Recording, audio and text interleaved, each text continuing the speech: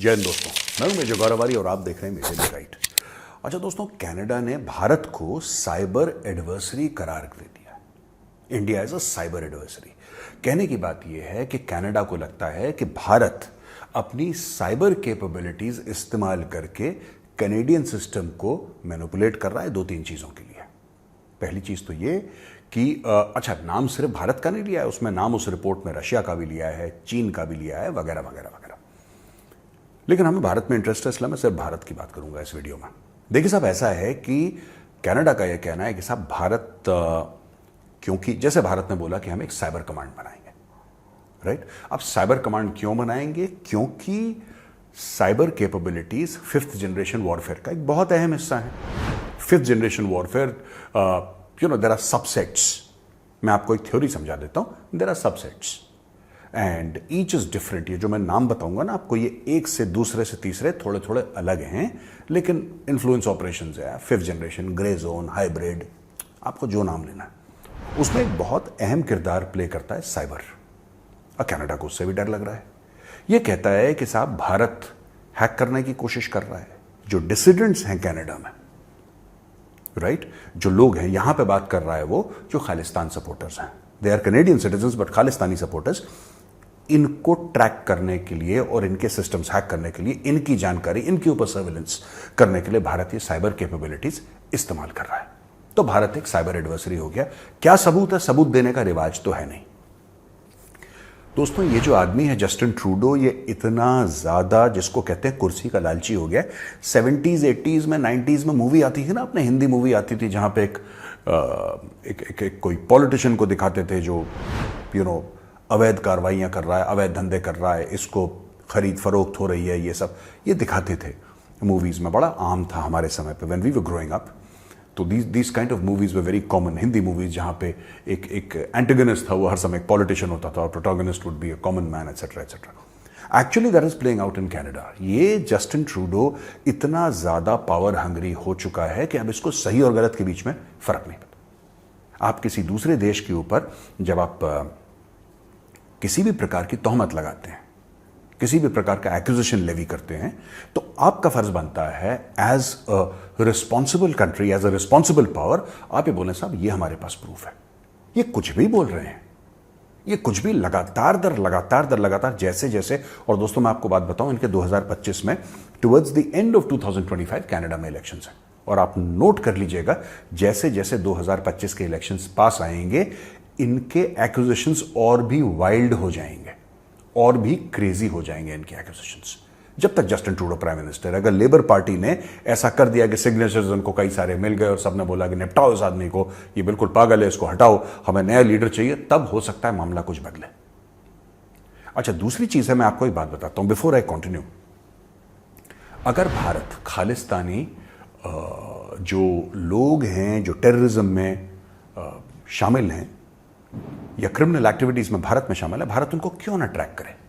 मैं एक बात, what is wrong in trekking your enemies? And I am calling them enemies with a great deal of responsibility.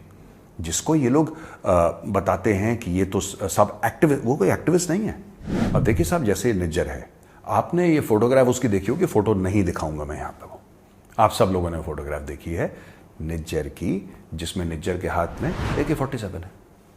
देखिए आपने, आप कितने ये सो कॉल्ड खालिस्तानियों के हाथ में आप वेपन्स देखेंगे, इस शूट आउट्स में इनके नाम आते हैं। खुद कनाडा इनको इन्वेस्टिगेट कर रहा है, कई खालिस्तानियों को, फिर कनाडा इनको एक्टिविस्ट कहता है। भारत क्यों ना इनको ट्रैक करे? भारत इनके ऊपर क्यों सर्विलेंस ना करे? क्यों ना करे भाई? तुम तो करते नहीं हो। तुमने तो अपने पालतू कुत्तों की तरह इनको रख रखा है वहां पे, कि जब तुम बोलोगे ये भौंकेंगे, जब तुम बोलोगे ये काटेंगे। तो दूसरा आदमी अपने आप को सेव करेगा कि नहीं करेगा? राइट, सेव करेगा। तो हो रहा है। I think Canada should stop crying. ये क्राई बेबीज बड़े हैं यार। Canadians are big time cry babies. The government, I'm not talking about the people of Canada. The government, big time cry baby. हर चीज में this guy Justin Trudeau starts crying, रोना शुरू कर देता है, छाती पीटना शुरू कर देता है। इसमें साहब ये आप देखेंगे, The report identifies India along with China, Russia, Iran and North Korea as a source of cyber threats, alleging that Indian state-sponsored actors conduct espionage against Canadian government networks. इसके अलावा कुछ नहीं बोला। इंडिया जो है कनाडा के खिलाफ espionage करता है। करेगा यार, मुझे नहीं पता करता है कि नहीं करता, पर अगर नहीं करता तो आई फील बैड। बिल्कुल करेगा। एक बात बताओ यार, तुम क्यों बुरा मान रहे हो कैनेडियंस? तुम्हें क्या बुरा लग रहा है अगर भारत तुम्हारे खिलाफ साइबर एस्पियोनाज कर रहा है तो? Why you feeling upset about it? बताओ मुझसे, शेयर विथ मी। तुम भारत के खिलाफ क्रिमिनल्स पाल सकते हो जो भारत के खिलाफ कार्रवाई कर रहे हैं। इनको रेफरेंडम अपना करना है टोरंटो में, ब्रैम्पटन में, हमें कोई फर्क नहीं पड़ता। आप हजारों बार रेफरेंडम करवाओ यार। इनको खालिस्तान की टी शर्ट पहन के मट्टी में लौटना है सुअरों की तरह। We have no objection at all, we have absolutely no objection. यार तुम करो। हमारा प्रॉब्लम ये नहीं है कि ये कनाडा में जाके भारत के खिलाफ बात कर रहे हैं। हमारा प्रॉब्लम यह है कि कनाडा में रह के कनाडा को बेस इस्तेमाल करके भारत को नुकसान पहुंचा रहे हैं। ये अपने ऑपरेशंस भारत के अंदर करते हैं। They conduct operations inside India. They are running a massive illegal immigration racket which should trouble Canada. Your food banks, the line outside the food banks are getting longer and longer. Canadians are no longer able to put food on the table. There is no affordable housing in Canada right now. You're facing a real estate crisis. ये आपकी problem है भाई। आप ये मत सोचिए कि भारत कोई आपके लिए प्रॉब्लम क्रिएट कर रहा है। Justin Trudeau is creating a problem for the Canadian people. And Justin Trudeau is the problem. ये देखिए साहब, एमईए ने रिस्पॉन्ड करा है। एमईए के स्पोक्स पर्सन है रणधीर जायसवाल जी। रणधीर जायसवाल जी ने बोला है कि we see this as another Canadian strategy to attack India. Canadian senior officials have openly confessed that they are seeking to manipulate global opinion against India as on other occasions. These imputations are made without any evidence. Evidence तो ये रणधीर जायसवाल जी कह रहे हैं कि साहब ये जो है कि बिना सबूत के हमारे ऊपर लांछन लगाते रहते हैं। ये तो जस्टिन ट्रूडो की स्ट्रैटेजी है। आप रिपीट करते रहिए। देखिए साफ सीधी बात है, keep on repeating again and again and again and again and again and again and again. एक चीज आप रिपीट करते रहो और इतनी बार रिपीट करो, इतनी बार रिपीट करो, इतनी बार रिपीट करो कि लोग सोचेंगे यार ये इतना बोल रहे हैं, कुछ तो ठीक बोल रहे होंगे यार, कुछ तो दम होगा इनकी बातों में। वरना ऐसे बार बार रोज रोज तो कोई नहीं बोलेगा। यही होता है ना, आप देखते हैं टेलीविजन पे कोई टीवी एंकर बार बार जोर जोर से एक चीज बोलता रहेगा, जोर जोर से हर रात एक चीज बोलता रहेगा। आप तीसरे चौथे पांचवें दिन बोलेंगे यार ये बेवकूफ तो नहीं है यार, ये दिमाग से बिल्कुल पैदल तो नहीं है कि बार बार एक चीज रिपीट कर रहा है। कुछ तो होगा उसकी बात में, कुछ तो होगा। This is exactly what Joseph Goebbels did, जो हिटलर का मिनिस्टर ऑफ प्रोपेगेंडा था। वो कहता था कि a lie repeated 100 times becomes the truth. That is the basic, premise of this entire operation that Canada is doing against India.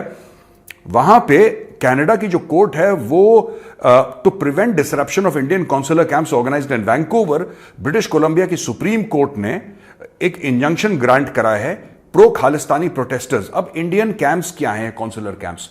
Basically जो consulate है Vancouver में वो कैंप्स लगाती है क्योंकि काफी पेंशन वाले हैं वहां पे जिनको इंडियन गवर्नमेंट, वो सरकारी नौकरी में होंगे and after their whatever there term of service they get pensions from the government of India. तो वो लोग ठीक ठाक हैं कि नहीं उनका वेलफेयर पूछने के लिए। कई लोग जैसे होते हैं उनकी डेथ हो जाती है, कुछ लोग लिविंग होते हैं, कुछ लोग बुजुर्ग हैं, कुछ लोगों की 10 किस्म की मेडिकल प्रॉब्लम। यार आपको देखो, if you work with the government of India, the government of India will try and look after you to the best of their capabilities. अच्छा, ये जब जाके उन पेंशनर्स को आइडेंटिफाई करते हैं वहां पे खालिस्तानी पहुंच जाते हैं। इनका क्या लेना देना खालिस्तानियों को? ये पहुंच जाते हैं वहां पे कि तुम क्यों कर रहे हो, ये क्यों कर रहे हो। तो अब कोर्ट ने बीच में स्टेप इन करा, ये सरकार का काम था। Essentially, this was work that the Canadian government should have done. This is legal work. This is government work. The government of India is trying to look after its pensioners. But Canadian government कुछ नहीं करती because ये Justin Trudeau, ये इसको जो इक़्तिदार की हवस है, this kind of lust for power has driven Justin Trudeau absolutely mad, और अब उसको सही और गलत के बीच में फर्क नहीं रहा उसके दिमाग में।